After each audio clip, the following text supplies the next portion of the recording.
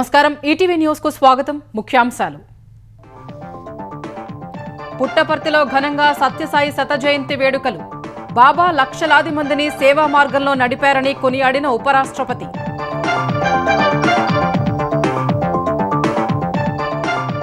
అన్ని మతాలు ఒక్కటేనని సత్యసాయి నిరూపించారన్న చంద్రబాబు భగవాన్ సేవల్ని విస్తృతం చేయాలని రేవంత్ రెడ్డి పిలుపు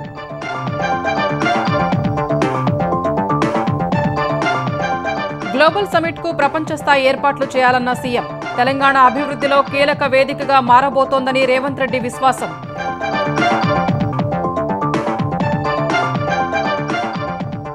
తెలంగాణలో ఉత్సాహంగా ఇందిరమ్మ చీరల పంపిణీ 1 కోటి మంది మహిళల్ని కోటీశ్వరుల్ని చేస్తామని పునరుద్ఘాటించిన మంత్రులు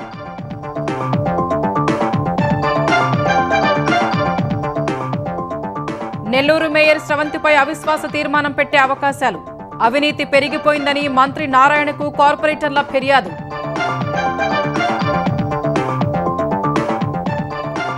ఏఐపై ప్రపంచ దేశాలు ఒప్పందం చేసుకోవాలన్న ప్రధాని మోదీ దుర్వినియోగం కాకుండా చర్యలు చేపట్టాలని G20 సదస్సులో పిలుపు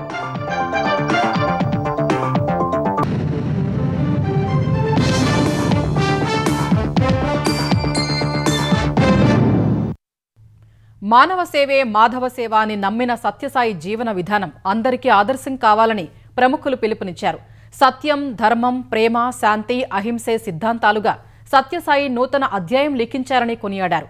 పుట్టపర్తిలో శ్రీ సత్యసాయి శత జయంతి ఉత్సవాల్లో ఉపరాష్ట్రపతితో పాటు తెలుగు రాష్ట్రాల సీఎంలు పాల్గొని బాబా చేసిన సేవల్ని స్మరించుకున్నారు.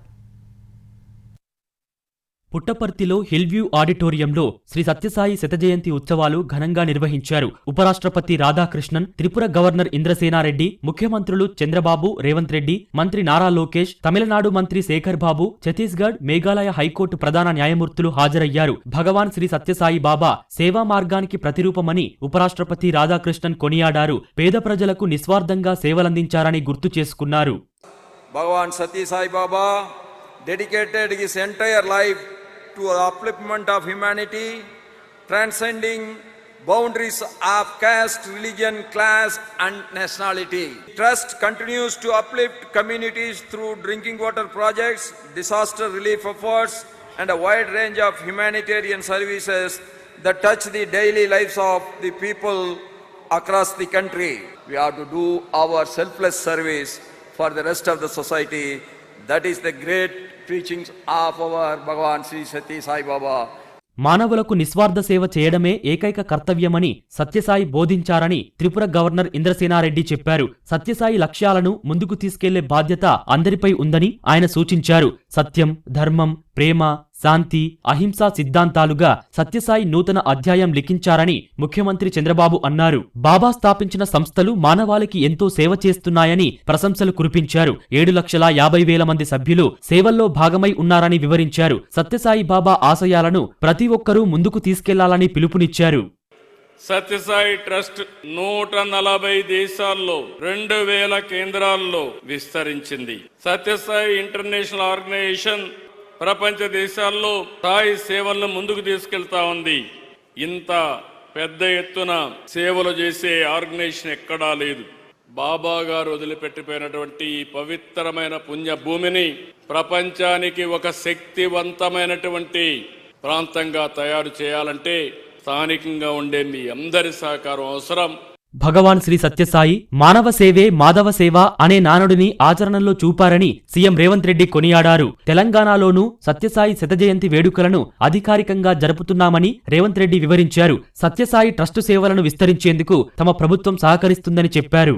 ప్రభుత్వాలు కూడా కొన్ని సందర్భంలో చేయలేని పనులను బాబా గారు, బాబా ట్రస్ట్ ప్రజలకు సేవలను అందించడం జరిగింది. నా సొంత జిల్లా అయిన పాలమూరులో ప్రజల యొక్క దాహార్తిని తీర్చడమే కాదు, అనంతపూర్ జిల్లాకు కూడా ప్రత్యేకంగా తాగునీటి వసతులను ఏర్పాటు చేయడమే కాకుండా తమిళనాడు కూడా తాగునీటి సమస్యను పరిష్కరించడానికి తన సేవలను విస్తృతపరిచి వారు మనందరి మనసుల్లో దేవుడుగా శాశ్వతమైన స్థానాన్ని ఏర్పాటు చేసుకున్నారు. తెలంగాణ రాష్ట్రంలో బాబా గారి సేవలను విస్తృతం చేయడానికి మా ప్రభుత్వం ఎప్పుడూ సహకరిస్తుంది, సేవా కార్యక్రమాలలో పాల్గొంటుంది. శ్రీ సత్యసాయి శత జయంతి ఉత్సవాల్లో పాల్గొనేందుకు దేశ విదేశాల నుంచి భక్తులు పుట్టపర్తికి తరలివచ్చారు. ఆంధ్రప్రదేశ్లో మైనింగ్ రంగాన్ని దేశాన్ని ఆదర్శంగా తీర్చిదిద్దుతామని ఆ శాఖ మంత్రి కొల్లు రవీంద్ర అన్నారు. ఒంగోలులో జిల్లా మైనింగ్ కార్యాలయ భవనానికి మరో మంత్రి బాల వీరాంజనేయ స్వామితో కలిసి కొల్లు రవీంద్ర శంకుస్థాపన చేశారు. అన్ని జిల్లా కేంద్రాల్లో గనుల శాఖ కార్యాలయాలు నిర్మిస్తామని మంత్రి చెప్పారు. వైసీపీ పాలనలో మైనింగ్ రంగాన్ని నాశనం చేశారన్న మంత్రి కూటమి ప్రభుత్వం వచ్చాక క్రిటికల్ మినరల్స్ కోసం ప్రత్యేక పాలసీ తెచ్చినట్లు వివరించారు. చట్టాల్లో మార్పులు చేసి స్పీడ్ ఆఫ్ డూయింగ్ బిజినెస్ తీసుకొచ్చామన్న ఆయన పారిశ్రామికవేత్తలకు అనుకూల వాతావరణం కల్పిస్తున్నట్లు గుర్తు చేశారు. రాష్ట్రంలో ఇసుక కొరత లేకుండా ఉచిత ఇసుక పాలసీ తెచ్చినట్లు వివరించారు. ఏదైతే ఇవాళ ఇసుక గత ప్రభుత్వంలో దోపిడీ చేశారో గౌరవ ముఖ్యమంత్రి గారు ఆదేశాలతో ఫ్రీ శాండ్ పాలసీ ఇవాళ రాష్ట్రంలో అమలు చేస్తున్నాం.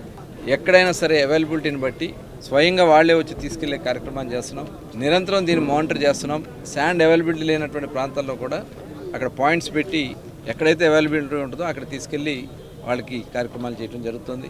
విశాఖపట్నం ఏదైతే సమ్మిట్ జరిగిందో రికార్డు స్థాయిలో దాదాపు 13.5 లక్షల కోట్ల రూపాయల ఇన్వెస్ట్మెంట్స్ వచ్చినాయంటే ఇవన్నీ కూడా గ్రౌండింగ్ అయితే దగ్గర 17.5 లక్షల మందికి ఎంప్లాయ్మెంట్ వస్తుంది. ఇవన్నీ కూడా రాష్ట్ర ముఖ చిత్రాన్నే మార్చిపోతా ఉన్నాయి. తెలంగాణ రైజింగ్ గ్లోబల్ సమ్మిట్ ఏర్పాట్లు అంతర్జాతీయ స్థాయిలో ఉండాలని సీఎం రేవంత్ రెడ్డి అధికారుల్ని ఆదేశించారు. ప్రపంచవ్యాప్తంగా ప్రతినిధులు వివిధ దేశాల రాయబారులు హాజరవుతారని వారికి ఎలాంటి ఇబ్బందులు రావద్దని స్పష్టం చేశారు. భారత్ ఫ్యూచర్ సిటీలో డిసెంబర్ 8, 9న జరగనున్న సదస్సు ఏర్పాట్లను రేవంత్ రెడ్డి పరిశీలించారు. అంతర్జాతీయ పెట్టుబడిదారులు, ప్రముఖ పరిశ్రమల ప్రతినిధులు పాల్గొనున్న ఈ సమ్మిట్ తెలంగాణ అభివృద్ధికి కీలక వేదికగా మారుతుందని సీఎం పేర్కొన్నారు. ఫ్యూచర్ సిటీ పరిధిలో జరుగుతున్న వివిధ అభివృద్ధి పనులను సమీక్షించిన సీఎం రోడ్ల నిర్మాణం, బహిరంగ వసతులు, పరిశ్రమల ఏర్పాటు, మౌలిక సదుపాయాల అభివృద్ధిపై అధికారుల నుంచి నివేదికలు స్వీకరించడం సహా వివరాలు తెలుసుకున్నారు. ఫ్యూచర్ సిటీని ప్రపంచ స్థాయి పెట్టుబడుల కేంద్రంగా మార్చేందుకు ప్రభుత్వం సంకల్పంతో పనిచేస్తోందని తెలిపారు. పాసులు లేకుండా సమ్మిట్కు ఎవరూ రావడానికి వీల్లేదని స్పష్టం చేశారు. ఏర్పాట్లను ఎప్పటికప్పుడు తానే స్వయంగా పరిశీలిస్తానని తెలిపారు. సమ్మిట్కు వచ్చే వారి వాహనాల పార్కింగ్కు ఎలాంటి ఇబ్బంది ఉండరాదని సూచించారు. బందోబస్తుకు వచ్చే పోలీసు సిబ్బందికి, మీడియాకు తగిన ఏర్పాట్లు చేయాలని అధికారుల్ని ఆదేశించారు. తెలంగాణ వ్యాప్తంగా ఇందిరమ్మ చీరల పంపిణీ కొనసాగుతోంది. గ్రామీణ ప్రాంతాల్లో పండుగ వాతావరణంలో మంత్రులు, ప్రజాప్రతినిధులు, అధికారులు మహిళలకు చీరలు పంపిణీ చేస్తున్నారు. రంగారెడ్డి జిల్లా కలెక్టరేట్లో మహిళా సమాఖ్య సభ్యులకు జిల్లా ఇన్ఛార్జి మంత్రి దుద్దిళ్ల శ్రీధర్ బాబు చీరలు పంపిణీ చేశారు. సంగారెడ్డి జిల్లా కలెక్టరేట్లో వైద్యారోగ్య శాఖ మంత్రి దామోదర రాజనరసింహ మహిళలకు చీరలు పంపిణీ చేశారు. జిల్లాలో డ్వాక్రా మహిళలకు 590 కోట్ల రుణాలు మంజూరు చేసినట్లు మంత్రి గుర్తు చేశారు. జగిత్యాల జిల్లా కలెక్టరేట్లో మహిళలకు మంత్రి అడ్లూరి లక్ష్మణ్ కుమార్ చీరల్ని పంపిణీ చేశారు. రాష్ట్రంలో మహిళా శక్తితోనే ప్రభుత్వం ఏర్పాటైందన్న అడ్లూరి అతివల్ని ప్రభుత్వం అన్ని విధాలుగా ఆదుకుంటోందన్నారు. మహబూబాబాద్ జిల్లా కొత్తగూడలో మంత్రి సీతక్క చీరల పంపిణీ కార్యక్రమంలో పాల్గొన్నారు. సిద్దిపేట జిల్లా హుస్నాబాద్ నియోజకవర్గం కోహెడ, సైదాపూర్లో బీసీ సంక్షేమ శాఖ మంత్రి పొన్నం ప్రభాకర్ మహిళా సంఘాలకు చీరలు పంపిణీ చేశారు. 1 కోటి మంది మహిళల్ని కోటీశ్వరుల్ని చేయడమే ప్రభుత్వ లక్ష్యమన్న ఆయన ఆ దిశగా అడుగులు వేస్తున్నట్లు వివరించారు. ఈ ప్రాంత రైతాంగానికి ఉపయోగపడేటువంటి గౌరవేలకు సంబంధించినటువంటి ఒక్కొక్క సమస్య అధిగమించి తొందరలోనే దాని ప్రక్రియ కూడా ముందుకు జరుగుతోంది. పైసలు ఎక్కువ నష్టం జరుగుతుండొచ్చు, కానీ ప్రభుత్వం ఇస్తున్నది తీసుకొని కాలువలు తవ్వేకి ప్రాంత రైతాంగాలు సాయం చేస్తున్న వాళ్ళందరూ కూడా, భూములు కోల్పోయిన వాళ్లకు, కాలువల ద్వారా భూములు కోల్పోతున్న వాళ్ళందరూ కూడా దయచేసి ధన్యవాదాలు. ఎక్కడ కూడా చిన్న ఇబ్బంది రాకుండా ఈ ప్రక్రియ తొందరగా పూర్తయి మళ్ళీ తొందరలో మొత్తం గౌరవేల ద్వారా ఈ ప్రాంతం అంతా సస్యశ్యామలమైనట్లయితే ఇంకా కూడా మనకు అనేక రకాల పంటలు వస్తాయి అనే మాటని సందర్భంగా మనం చేస్తున్న అందరికీ నా హృదయపూర్వకంగా శుభాకాంక్షలు, ధన్యవాదాలు. ఎమ్మెల్యేల అనర్హత పిటిషన్కు సంబంధించి ఇచ్చిన నోటీసుకు సమాధానమిచ్చేందుకు మరింత గడువు కావాలని ఖైరతాబాద్ ఎమ్మెల్యే దానం నాగేందర్ కోరారు. ఈ మేరకు స్పీకర్ గడ్డం ప్రసాద్ కుమార్కు లేఖ రాశారు. దానం నాగేందర్కు సభాపతి ఇప్పటికే 2 సార్లు నోటీసులిచ్చారు. బీఆర్ఎస్ టికెట్పై గెలిచి కాంగ్రెస్లో చేరారని ఆరోపణలు ఎదుర్కొంటున్న 10 మంది శాసనసభ్యులకు స్పీకర్ గతంలోనే నోటీసులు జారీ చేశారు. నోటీసులకు సమాధానమిచ్చిన 8 మంది ఎమ్మెల్యేల విచారణ పూర్తి చేశారు. దానం నాగేందర్, కడియం శ్రీహరి మాత్రం నోటీసులపై స్పందించేందుకు మరింత గడువు కోరుతున్నారు. ఈ విషయమై నిన్న మంత్రి శ్రీధర్ బాబుతో ఎమ్మెల్యే దానం నాగేందర్ సమావేశమయ్యారు. కృత్రిమ మేధ దుర్వినియోగం కాకుండా నిరోధించేందుకు ప్రపంచ దేశాలు ఒప్పందం కుదుర్చుకోవాలని G20 వేదికగా ప్రధాని మోదీ పిలుపునిచ్చారు. కీలకమైన సాంకేతికత మానవ కేంద్రీకృతంగా ఉండాలని స్పష్టం చేశారు. G20 సమావేశంలో ప్రసంగించిన ప్రధాని మోదీ ఏఐని ప్రపంచం మంచి కోసం ఉపయోగించుకోవాలని సూచించారు. భద్రత, డీప్ ఫేక్ నేరాలు, ఉగ్రవాద కార్యకలాపాలకు కఠినమైన నిబంధనలు ఉండాలని చెప్పారు. ఏఐ విషయంలో అంతిమ నిర్ణయం మాత్రం మానవ కేంద్రీకృతంగా జరగాలన్నారు. ప్రజల జీవితం రక్షణపై ప్రభావం చూపే ఏఐ సంస్థలపై పర్యవేక్షణ అవసరమని ప్రధాని మోదీ తెలిపారు. ఏఐని విలీనం చేయడం ద్వారా రక్షణ, అంతరిక్ష, డిజిటల్ చెల్లింపుల రంగాల్లో భారత్ అద్భుత ఫలితాలు సాధించినట్లు వివరించారు. ఐక్యరాజ్య సమితి భద్రతా మండలి సంస్కరణలు ఇకపై ఎంతమాత్రం ఐచ్ఛికం కాదని, ఆవశ్యకమని ప్రధాని మోదీ స్పష్టం చేశారు. G20 సదస్సు కోసం జోహానెస్బర్గ్ వెళ్లిన ప్రధాని మోదీ భారత్, బ్రెజిల్, దక్షిణాఫ్రికా, IBSA నేతల శిఖరాగ్ర సమావేశంలో పాల్గొన్నారు. ప్రపంచం విచ్ఛిన్నంగా, విభజనలతో కనిపిస్తున్న ఈ సమయంలో ఐక్యత, సహకారం, మానవత్వం అనే సందేశాన్ని IBSA అందించగలదని అన్నారు. దక్షిణాఫ్రికా అధ్యక్షుడు సిరిల్ రామఫోజా, బ్రెజిల్ అధ్యక్షుడు లూలా డా సిల్వాలకు మోడీ పలు ప్రతిపాదనలు చేశారు. భారత్, బ్రెజిల్, దక్షిణాఫ్రికా మధ్య భద్రతా సహకారం కోసం NSA స్థాయి సమావేశాన్ని సంస్థాగతీకరించాలని మోదీ ప్రతిపాదించారు. 3 దేశాల మధ్య UPI, కోవిన్ వంటి సాంకేతికతల్ని పంచుకోవడానికి IBSA డిజిటల్ ఇన్నోవేషన్ అలియన్స్ ఏర్పాటు చేయాలని సూచించారు. ఇదే సమయంలో దక్షిణాఫ్రికా అధ్యక్షుడు సిరిల్ రామఫోజాతో మోదీ ద్వైపాక్షిక చర్చలు జరిపారు. 2 దేశాల మధ్య వాణిజ్యం, పెట్టుబడులు, ఆహార భద్రత, AI రంగాల్లో సహకారాన్ని బలోపేతం చేసుకోవడంపై చర్చించారు. Netherlands, Jamaica, Japan, Canada, Italy ప్రధానులతోనూ ద్వైపాక్షిక చర్చలు జరిపారు. నిన్న ప్రధాని మోదీతో ద్వైపాక్షిక చర్చలు జరిపిన ఫ్రాన్స్ అధ్యక్షుడు ఇమాన్యుయల్ మేక్రాన్ భారత్తో స్నేహం కలకాలం నిలవాలంటూ ఎక్స్లో పోస్ట్ చేశారు. సుప్రీంకోర్టు 53వ ప్రధాన న్యాయమూర్తిగా జస్టిస్ సూర్యకాంత్ రేపు ప్రమాణ స్వీకారం చేయనున్నారు. పదవీ విరమణ చేయనున్న ప్రస్తుత CJI జస్టిస్ గవాయ్ స్థానంలో ఆయన బాధ్యతలు చేపడతారు. 2027 ఫిబ్రవరి 9 వరకు జస్టిస్ సూర్యకాంత్ CJIగా కొనసాగుతారు. సుప్రీంకోర్టు ప్రధాన న్యాయమూర్తిగా బాధ్యతలు చేపట్టబోతున్న తొలి హర్యానా వాసిగా జస్టిస్ సూర్యకాంత్ రికార్డు సృష్టించబోతున్నారు. 2004 జనవరి 9న పంజాబ్, హర్యానా హైకోర్టు న్యాయమూర్తిగా నియమితులయ్యే వరకు హర్యానా అడ్వకేట్ జనరల్గా జస్టిస్ సూర్యకాంత్ పనిచేశారు. 2018 అక్టోబర్ 5న హిమాచల్ ప్రదేశ్ హైకోర్టు ప్రధాన న్యాయమూర్తిగాను, 2019 మే 24న సుప్రీంకోర్టు న్యాయమూర్తిగా పదోన్నతి పొందారు. 2 దశాబ్దాలుగా వివిధ ధర్మాసనాల్లో పనిచేసిన జస్టిస్ సూర్యకాంత్ పలు కీలక తీర్పుల్లో భాగస్వామిగా ఉన్నారు. ఆర్టికల్ 370 రద్దుపై తీర్పిచ్చిన ధర్మాసనంలో ఆయన ఉన్నారు. వాక్ స్వాతంత్రం, బీహార్ ఓటర్ల జాబితా, పర్యావరణం, లింగ సమానత్వం, పౌరసత్వ హక్కులు వంటి అంశాల్లో ఆయన కీలక తీర్పుల్ని వెలువరించారు. సుప్రీంకోర్టు న్యాయమూర్తిగా బాధ్యతలు చేపట్టినప్పటి నుంచి ఇప్పటి వరకు ఆయన 300 ధర్మాసనాల్లో సభ్యుడిగా సేవలందించారు. నెల్లూరు నగర మేయర్ స్రవంతి తమకు వద్దంటూ కార్పొరేటర్ల అవిశ్వాసానికి సిద్ధమయ్యారు. స్రవంతికి వ్యతిరేకంగా దాదాపు 40 మంది కార్పొరేటర్లు నెల్లూరులో మంత్రి నారాయణను కలిశారు. మేయర్ స్రవంతిపై అవిశ్వాసం ప్రకటిస్తూ 40 మంది కార్పొరేటర్లు సంతకాలు చేశారు. రేపు ఉదయం జిల్లా కలెక్టర్కు అవిశ్వాస తీర్మాన పత్రం అందజేయాలని నిర్ణయించారు.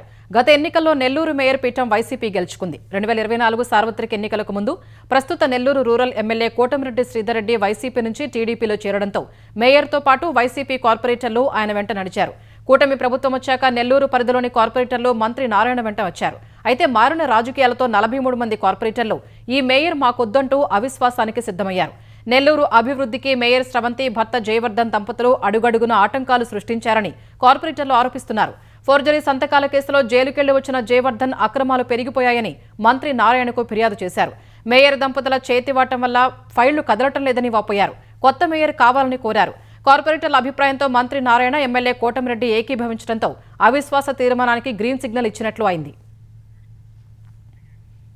వెలిగొండ ప్రాజెక్టు 2వ సొరంగం పనులు పునః ప్రారంభమయ్యాయి. గత నెల మోంతా తుపాను ప్రభావంతో కురిసిన భారీ వర్షాలకు దోర్నాల మండలం కొత్తూరు సమీపంలోని వెలిగొండ ప్రాజెక్టు టన్నెళ్లలో వరద నీరు చేరింది. 2వ సొరంగం లైనింగ్ పనులు నిలిచిపోయాయి. జలవనరుల శాఖ మంత్రి నిమ్మల రామానాయుడు 2 సార్లు వెలిగొండ ప్రాజెక్టు 2వ టన్నెల్ ప్రాంతాన్ని పరిశీలించారు. సొరంగాల్లో డీవాటరింగ్ పనుల్ని పర్యవేక్షించి త్వరగా పూర్తి చేసేలా అధికారులకు దిశానిర్దేశం చేశారు. 19 రోజుల్లో సొరంగాల్లో నీటిని బయటకు పంపారు. 2వ సొరంగంలోని 16 కిలోమీటర్ నుంచి 17 కిలోమీటర్ వరకు లైనింగ్ పనులు తిరిగి చేపట్టారు. శ్రీకాకుళం జిల్లా కోటబొమ్మాళి జాతీయ రహదారిపై ఎత్తురాళ్లపాడు వద్ద వేకువజామున జరిగిన రోడ్డు ప్రమాదంలో 4 మృతి చెందారు. ఘటనలో 6 గాయపడ్డారు. మధ్యప్రదేశ్కు చెందిన కొందరు ఒడిశాలోని పూరీ క్షేత్రాన్ని దర్శించుకుని శ్రీశైలం వెళుతూ ఉండగా ఈ ప్రమాదం జరిగింది. డ్రైవర్ నిద్రమత్తు కారణంగా వీరు ప్రయాణిస్తున్న వాహనం రహదారి పక్కన ఆపి ఉన్న లారీని వెనక నుంచి బలంగా ఢీకొంది. ఘటనా స్థలంలోనే 4 మృతి చెందారు. మృతులు బోరోసింగ్ పవర్, విజయ్ సింగ్ తోమర్, ఉషీర్ సింగ్, సంతోషిబాయిగా గుర్తించారు. మృతదేహాల్ని కోటబొమ్మాళి ఆసుపత్రి మార్చరీకి తరలించారు. క్షతగాత్రుల్ని నరసన్నపేట ప్రభుత్వాసుపత్రికి తరలించి చికిత్స అందిస్తున్నారు. డ్రగ్స్ పై ప్రభుత్వం చేస్తున్న పోరాటంలో ప్రజలు కూడా భాగస్వాములు కావాలని ఆంధ్రప్రదేశ్ డీజీపీ హరీష్ కుమార్ గుప్తా పిలుపునిచ్చారు. విజయవాడ అజిత్ సింగ్ నగర్లో ఈగిల్ ఆధ్వర్యంలో ఫిట్ ఇండియా కార్యక్రమంలో భాగంగా డ్రగ్స్ వ్యతిరేక ర్యాలీ నిర్వహించారు. ఈ కార్యక్రమానికి హాజరైన డీజీపీ హరీష్ కుమార్ గుప్తా సైకిల్ ర్యాలీని ప్రారంభించారు. డ్రగ్స్ వద్దు బ్రో, సైకిల్ తొక్కు బ్రో నినాదంతో సైకిల్ ర్యాలీ నిర్వహించారు. ఈ కార్యక్రమంలో Eagle IG Ravikrishna, Vijayawada police commissioner Rajasekhar Babu పాల్గొన్నారు. డ్రగ్స్ వల్ల జాతి సంపదకు నష్టమని, యువత భవిష్యత్తు దెబ్బతింటుందని డీజీపీ హెచ్చరించారు. State government, as all of you know, state government is very serious and we have declared a war on the drugs. The war on drugs, not only production has come to zero, but also against the consumption. I want to appeal to the society, to every citizen, that it is your responsibility to stop the people from consuming drugs. రాష్ట్రంలోని 849 hotspots గుర్తించడం జరిగింది. ఆ ఏరియాస్లో ఎక్కడైతే ఈ గంజాయి drugs consumption జరుగుతుందో ఆ ఏరియాస్ అన్నింటినీ కూడా ప్రత్యేకంగా ఫోకస్ చేయాలనే ఉద్దేశంతో ర్యాలీస్ కండక్ట్ చేస్తున్నాం, ప్రజల్లో అవేర్నెస్ తీసుకొస్తున్నాం. తెలంగాణ ప్రజలు సర్దార్ వల్లభాయ్ పటేల్ స్ఫూర్తితో ముందుకు సాగాలని కేంద్ర మంత్రి కిషన్ రెడ్డి పిలుపునిచ్చారు. సర్దార్ వల్లభాయ్ పటేల్ 150వ జయంతి సందర్భంగా హైదరాబాద్లో సీతాఫల్ మండి నుంచి చిలకలగూడ వరకు నిర్వహించిన ఐక్యతా ర్యాలీని కేంద్ర మంత్రి కిషన్ రెడ్డి, బీజేపీ తెలంగాణ అధ్యక్షుడు రామచంద్రరావు ప్రారంభించారు. అనంతరం కేంద్ర మంత్రి కిషన్ రెడ్డి స్వయంగా ర్యాలీలో పాల్గొన్నారు. జాతీయ జెండాను పట్టుకుని ప్రజలతో కలిసి నడిచారు. నిజాం అరాచకాల నుంచి తెలంగాణకు విముక్తి కలిగించిన పటేల్ను ప్రజలంతా స్మరించుకోవాలని ఆయన పిలుపునిచ్చారు. వల్లభాయ్ పటేల్ ఇక్కడ నిజాం రాజ్యం మీద తీసుకున్నటువంటి చర్యలు తెలంగాణ ప్రజలు ఎన్నిటికీ మరవరు. ఈ కార్యక్రమము ఏదో సర్దార్ పటేల్కు నివాళులు అర్పించే కార్యక్రమం కాదు, మన తెలంగాణ గడ్డ మీద 3 రంగుల జెండా ఎగిరినటువంటి స్వాతంత్ర పండుగను మరొకసారి జ్ఞాపకం చేసుకున్నటువంటి పండుగ. మన తెలంగాణ ప్రజలందరం కూడా సర్దార్ పటేల్ను మన గుండెల్లో పెట్టుకోవాలి. ఆయన స్ఫూర్తితో మనం ముందుకెళ్ళాలి. రజాకార్ల వారసత్వంగా వచ్చినటువంటి మజ్లిస్ పార్టీ పైన పోరాటం కొనసాగించి అన్ని వర్గాల ప్రజలు కూడా స్వేచ్ఛ స్వాతంత్రాలతో ఉండాలి. అతివేగం 2 యువకుల ప్రాణాల్ని బలిగొంది. రంగారెడ్డి జిల్లా సరూర్ నగర్లో విక్టోరియా మెమోరియల్ మెట్రో స్టేషన్ సమీపంలో అర్ధరాత్రి ప్రమాదం జరిగింది.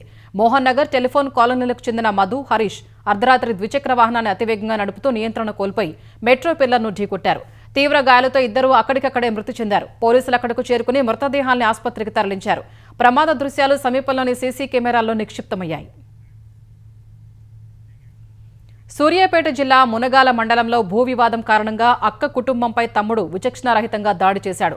బరాకత్గూడెం గ్రామానికి చెందిన ఉపేందర్ రెడ్డి, అతని సోదరి మధ్య కొంతకాలంగా భూ వివాదం నడుస్తోంది. ఈ క్రమంలో సోదరి వరికోత ప్రారంభించడంతో తన పొలంలో వరికోత చేయొద్దంటూ అక్క బావతో ఉపేందర్ రెడ్డి ఘర్షణ పడ్డాడు. ఈ క్రమంలో సోదరి, ఆమె భర్త ఇద్దరు పిల్లల్ని ట్రాక్టర్తో తొక్కించేందుకు యత్నించాడు. వరికోత మిషన్ డ్రైవర్ను వాహనంపై నుంచి కింద పడేసి అతన్ని ట్రాక్టర్తో తొక్కించేందుకు ప్రయత్నించాడు. అనంతరం వరికోత యంత్రాన్ని తగలబెడతానంటూ పెట్రోల్ బాటిల్తో వీరంగం సృష్టించాడు. తర్వాత బీఎస్ఎన్ఎల్ ఉద్యోగిగా పనిచేస్తున్న తన సోదరుడు ఉపేందర్ రెడ్డి నుంచి ప్రాణహాని ఉందని జిల్లా ఎస్పీకి బాధితులు ఫిర్యాదు చేశారు. దక్షిణ అండమాన్ సముద్రంపై అల్పపీడనం కొనసాగుతోంది. ఇది సోమవారం వాయుగుండంగా మారే అవకాశం ఉందని భారత వాతావరణ విభాగం హెచ్చరికలు జారీ చేసింది. వచ్చే 48 గంటల్లో ఆగ్నేయ బంగాళాఖాతంలో తుపానుగా మారే అవకాశం ఉందని వెల్లడించింది. అల్పపీడన ప్రభావంతో దక్షిణ కోస్తాలో తేలికపాటి నుంచి మోస్తరు వర్షాలు కురిసే అవకాశం ఉంది. 1 లేదా 2 చోట్ల భారీ వర్షాలు పడే అవకాశాలు ఉన్నాయి. రాయలసీమలో 1-2 చోట్ల భారీ వర్షాలు, మిగతా ప్రాంతాల్లో తేలికపాటి నుంచి మోస్తరు వర్షాలు కురిసే అవకాశం ఉందని వాతావరణ విభాగం వెల్లడించింది. కేంద్రపాలిత ప్రాంతం చండీగఢ్లో చట్టాలు చేసే అధికారాన్ని రాష్ట్రపతి పరిధిలోకి తీసుకొచ్చేలా ప్రతిపాదించిన రాజ్యాంగ అధికరణ 131 సవరణ బిల్లుపై తుది నిర్ణయం తీసుకోలేదని కేంద్ర హోంశాఖ వెల్లడించింది. అందరితో చర్చలు జరిపిన తర్వాతే బిల్లుపై నిర్ణయం తీసుకుంటామని తెలిపింది. కేంద్రపాలిత ప్రాంతాలకు వర్తించే ఆదేశాలు, చట్టాల్ని నేరుగా చేసే అధికారాల్ని రాష్ట్రపతికి కల్పించిన రాజ్యాంగ అధికరణం 240 పరిధిలోకి చండీగఢ్ను కూడా తేవాలన్న ప్రతిపాదనను పంజాబ్లోని పార్టీలన్నీ వ్యతిరేకించగా హోంశాఖ ఈ మేరకు వివరణ ఇచ్చింది. చండీగఢ్కు చట్టాలను సులభతరం చేసే ప్రతిపాదన కేంద్ర ప్రభుత్వ పరిశీలనలో ఉందన్న హోంశాఖ చండీగఢ్ ప్రయోజనాలను దృష్టిలో పెట్టుకుని అందరినీ సంప్రదించిన తర్వాత నిర్ణయం తీసుకుంటామని తెలిపింది. వచ్చే పార్లమెంటు శీతాకాల సమావేశాల్లో ఈ బిల్లును ప్రవేశపెట్టే ప్రణాళిక లేదని ఎక్స్లో వెల్లడించింది. తమిళనాడు ప్రజల్ని విడదీసేలా అధికార డీఎంకే రాజకీయాలు చేస్తోందని టీవీకే చీఫ్ సినీ నటుడు విజయ్ ఆరోపించారు. వారసత్వ రాజకీయాలకు, రాడికల్స్ కు డీఎంకే నిలయంగా మారిందని విమర్శించారు. కాంచీపురం జిల్లాలోని ఓ ఆడిటోరియంలో పార్టీ శ్రేణులు, ప్రజలతో సమావేశమైన విజయ్ టీవీకే పార్టీ సిద్ధాంతాల్ని డీఎంకే ప్రశ్నించడాన్ని తప్పుపట్టారు. బలమైన భావజాలాలు, పునాదులతో టీవీకే పార్టీని స్థాపించినట్లు తెలిపారు. సమానత్వం కోసం తాము కృషి చేస్తామని వెల్లడించారు. ఈ సందర్భంగా కులగణనను పారదర్శకంగా నిర్వహించాలని ప్రభుత్వాన్ని డిమాండ్ చేశారు. తమిళనాడులో నీటి పరీక్ష రద్దు చేయడం సహా పలు దొంగ హామీల్ని డీఎంకే ఇచ్చిందన్న విజయ్ తాము మాత్రం అలాంటి హామీలు ఇవ్వబోమని తెలిపారు. 2 నెలల క్రితం కరూరులో తొక్కిసలాట ఘటన తర్వాత నిలిచిపోయిన రాజకీయ ప్రచారాల్ని విజయ్ తిరిగి ప్రారంభించారు. ఎలాంటి అవాంఛనీయ ఘటనలు చోటు చేసుకోకుండా కట్టుదిట్టమైన ఏర్పాట్లు చేశారు. దాదాపు 1500 మందికి క్యూఆర్ కోడ్ పాసులు ఇచ్చి వారిని మాత్రమే అనుమతించారు. అనుమతులు లేని వారు చొరబడకుండా ప్రాంగణం చుట్టూ షీట్లను అమర్చారు. అల్పపీడనం ప్రభావంతో తమిళనాడులోని పశ్చిమ కనుమలు పరిసర ప్రాంతాల్లో వర్షాలు కురుస్తున్నాయి. పర్వత ప్రాంతాల నుంచి వస్తున్న వర్షపు నీటితో నదుల్లో నీటి మట్టాలు పెరిగాయి. తమిళ భరణి నది ఉధృతంగా ప్రవహిస్తోంది. వర్షాలు వరదలకు తిరునల్వేలిలోని కురుక్కుతురై మురుగన్ ఆలయం జలదిగ్బంధంలో చిక్కుకుంది. ఈ నేపథ్యంలో నదీ తీర ప్రాంతాల్లో ప్రజల్ని అధికారులు అప్రమత్తం చేశారు. శనివారం నుంచి కురుస్తున్న వర్షాలకు పలుచోట్ల అధిక వర్షపాతం నమోదైంది. తూత్తుకుడి జిల్లా వ్యాప్తంగా భారీగా వర్షాలు కురుస్తున్నాయి. నాలుముక్కు ప్రాంతంలో 25.6 సెంటీమీటర్లు, కక్కాచిలు 22.5, మంజోలేలో 21 సెంటీమీటర్ల వర్షపాతం నమోదైంది. తిరుచేందూరులో 13 సెంటీమీటర్లు, కులశేఖరపట్నంలో 12.9 సెంటీమీటర్లు, గయతారులో 11.3 సెంటీమీటర్లు వర్షపాతం నమోదైంది. దుబాయ్ ఎయిర్ షోలో తేజస్ యుద్ధ విమానం కూలి ప్రాణాలు కోల్పోయిన వింగ్ కమాండర్ నమన్ షిస్యాల్ మృతదేహానికి ఉదయం కోయంబత్తూర్లోని సులూర్ వైమానిక స్థావరంలో నివాళులర్పించారు. ఆయన ధైర్య సాహసాలు దేశానికి చేసిన సేవకు గుర్తింపుగా వైమానిక దళ సిబ్బంది గౌరవ వందనం చేశారు. ఐఏఎఫ్ ప్రత్యేక విమానంలో వింగ్ కమాండర్ నమన్ షు భౌతిక కాయాన్ని దుబాయ్ నుంచి భారత్ తీసుకొచ్చారు. హిమాచల్ ప్రదేశ్లోని కాంగ్రా జిల్లా నగ్రోటా బాగ్వాన్కు చెందిన వింగ్ కమాండర్ శ్యాల్కు భార్య, 6 ఏళ్ల కుమార్తె, తల్లిదండ్రులు ఉన్నారు. ఆయన భార్య కూడా వైమానిక దళంలో అధికారిగా పనిచేస్తున్నారు. తేజస్ యుద్ధ విమానం కూలిన ఘటనపై కోర్ట్ ఆఫ్ ఎంక్వైరీని ఏర్పాటు చేస్తున్నట్లు ఐఏఎఫ్ తెలిపింది.